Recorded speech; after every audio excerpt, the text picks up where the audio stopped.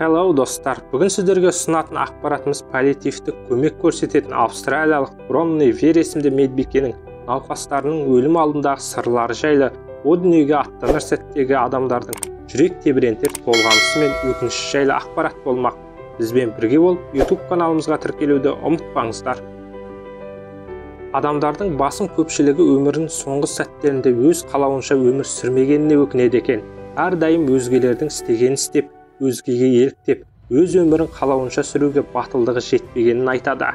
Егер мүмкіндік қайтып келсе, өзге жандардан ерекшеленуге, жан қалауын істеуге, шеңбердің ішінде шектелмеуге бар күшімді салатын едім деп өкініштерін айтып, дүниеден өткендердің саны басым болып тұр. Тағы бір өлім сәтіндегі өкініштің бірі жұмысқа адамдардың тым көп уақыт бөлуі.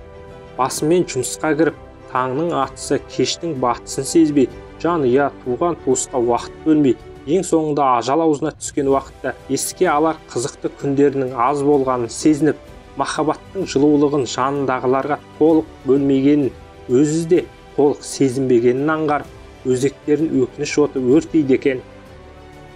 Адамдардың тағы бір өкініші өзінің ойларын ашып айта алмай, сезімдерін жасырып білдіре алмауы. Былайша айтқанда жасқаншақтық, елдің ойынан қорқу, пікірінен сескену, өзінің дара ойын айта алмауы.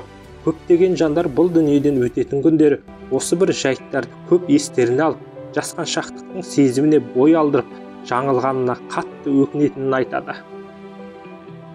Қамшының сабындай қысқа өмірде адамның күні адаммен, маймылдың күні бананмен екені есті адамның бәріне мәлім.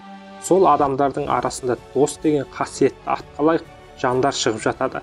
Адамның ақтық демі шығар күндерде сағынышын оятатын, өмірінің жақсы немесе жаман өтуіне басты себеп болатын досқа деген сағыныш жүректі өртеп, кеудені естен кетпес естеліктермен кернейді екен. Сондықтан да жанымыздағы әр жанның қадірін біле жүргеніміз абзал.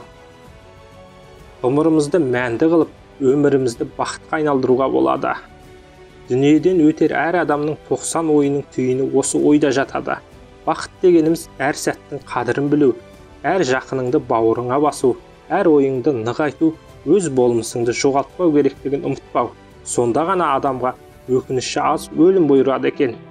Сіздерге Бронне Вердің «5 откровений о жизни» атты кітабынан ақпарат ұсынған Адырна ұлттық порталы. Ұсынған ақпаратымыз ұнаса лүпіл басып шабыт беріп, пікір жазып, ой бөлісуді ұмытпаңыздар.